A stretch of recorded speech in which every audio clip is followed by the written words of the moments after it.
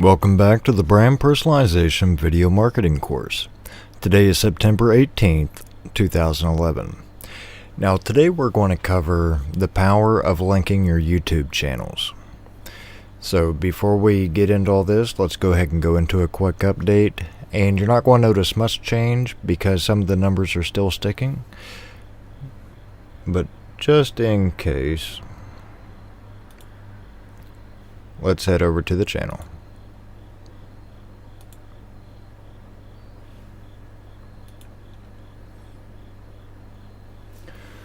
Okay, for some reason we're still staying at 1,988 channel views. Our upload views have gone up approximately 1,800 since last time.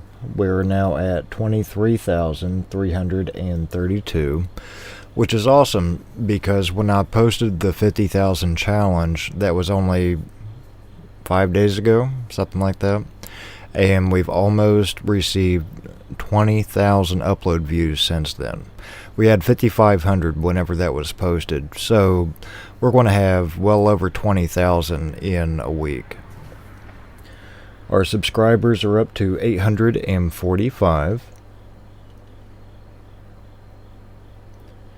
and we have 1,954 friends. So hopefully by tomorrow we'll have 2,000 friends on here, and hopefully we will bust the 25,000 mark for the total upload views.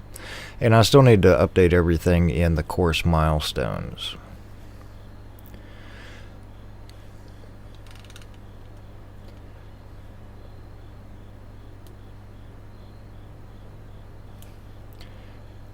Now you see here on the channel you're able to link to other people's YouTube channels or interconnect your own. The reason that this is so powerful is the fact that if you are branching out with other people, let's say for example they have a similar channel to yours. Well, if they're interested in your content, they're probably going to be interested in theirs, and vice versa. You'll see this a lot, especially with the top YouTubers, where at least 5 or 8 of their channels are basically going to be interconnected with other top YouTubers. And basically what this is doing is broadening exposure. So if someone's on one of those channels and then sees your channel, then they're going to click through to yours, see what kind of stuff you have, and if they like your stuff, they're going to subscribe and like your stuff. And just think if you weren't connected with anyone else's channels, you wouldn't get that extra exposure. By the same token, if you are helping to promote someone else and they return the favor, then this doubles your chances of being viewed, especially if it's another channel that has thousands or tens or hundreds of thousands of subscribers. Now, I wouldn't try to share with someone that's in the millions if you're not in that range yet. It's best to find someone that is pretty close to where you are numbers wise, just because they would be more apt to share back with you. If you contact people that have 10, 20, 50 times the numbers that you have, they're probably not going to share back with you, just because it's not going to be worthwhile, because they already have 10 or 20 or 50 times the amount of subscribers or overall views than you have. Now, if you are sharing with someone, the common term for that is box for box. Basically, you add them to your box and they do the same. In our case, I'm only linking BP channels. And you're going to notice pretty soon there's going to be several more channels in this box because I'm getting ready for the next set of courses that's going on after this one's completed. And as far as this channel, even after the 30 days, I'm still going to be posting updates, and especially any type of YouTube or video marketing news, things like that. So this is still going to be an active channel. So I just wanted to put that out there. Now, as far as being listed on other people's channels, if you put content out that other people are going to relate with and they really like and they think it might help others, then there's a good chance that you don't even have to ask them to feature your channel. A lot of times, if someone likes your content, they'll just go ahead and do it for you. And that's going to be free publicity, plus that's going to help get your content out there and increase your views. So I can show you a good example of this.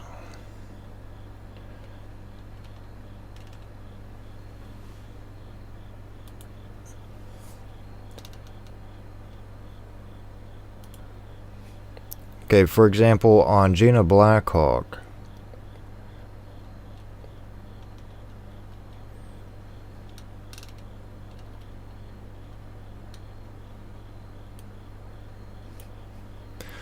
You'll notice that we were listed on this channel.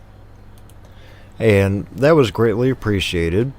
And I didn't ask for this.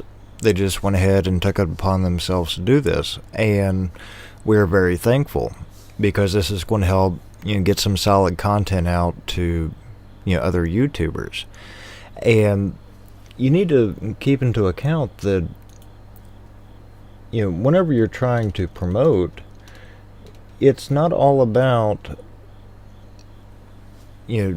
just the marketing aspects or getting your content out there. You are providing a service, regardless if you're trying to work on lead generation or traffic generation or anything else. You must provide a service first.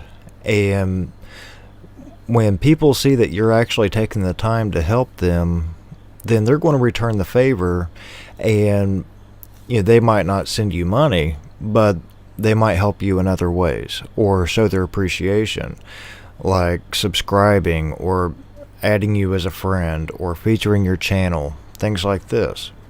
So before you think of how you're going to get traffic to your site or how you're going to sell a service or whatever you're trying to do, first make sure that you are putting out solid information that people are going to appreciate.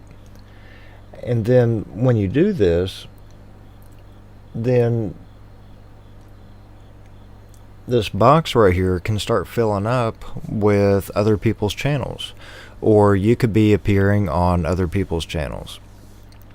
And you're really not limited too much as far as who you can add and how many people can add you. The only limitation is you can only have 16 featured channels in the box at any given time. But if you think about it, that is 16 different channels. That's 16 chances of you appearing on one person's channel. So what if you appeared on, say, 10 people or 100 or 1,000? So it's easy to see how quick you can show up all over the place without you directly marketing or trying to get the word out there. People appreciate people that take the time to help them. And even if they don't directly need the content that you are putting out, they might still appreciate the fact that you are taking the time to help others. And when they recognize that, they'll take the time to say thank you. And it might be a channel comment, it might be linking to you. There's many different ways. But linking channels is very important, mainly because, okay, for example, if someone would subscribe to any of the BP channels, it automatically suggests for them to subscribe to all of them. Okay, chances are someone's not going to click through each channel and watch the videos, read the comments, look at all the descriptions, and then say, yes, that's what I want, or I like this content, whatever. But if you're putting out solid content and they have an idea of what you're about, and they see that the other channels are you, and they can already get an idea of how those channels are going to be, then when YouTube asks, do you want to subscribe to these channels, then they're more apt to go ahead and select yes, because they actually have to select a different button to say, no, I don't want all those. And sometimes it's easier for them just to go ahead and click yes and get it over with. So when they do that, they're automatically subscribing to all the other channels that you have in your featured list. And this could be a very powerful thing. Just like the 2 channels that are listed on this page, those were both new channels. Well, my personal channel, that wasn't new. That channel's been on since 2006. 2006, but it wasn't active. There were no subscribers on there. I didn't have any videos uploaded because everything that I had done up until this point, I was doing on work channels. So, I manage well over 20 channels on YouTube, but everything that I was putting up was either work related or on those other channels. So when I was working on my own channels, I really didn't have anything to put up. And the reason I'm mentioning this is because there are now 58 subscribers on my personal channel, and up until a few days ago I didn't even have any videos on there. Basically the subscribers on there are people that we're just doing the select all, from subscribing to this channel. So that's, 58 subscribers essentially for free. And I assume, the same amount is true for the main brand personalization channel. So, I'm sure you can see how powerful it can be to interlink your channels. And that's why I wanted to mention, if you are going to have multiple channels on YouTube, then you want to go ahead and link everything up, so that way not only getting the additional channels, additional subscribers, but you're making everything easier for people to get to the content.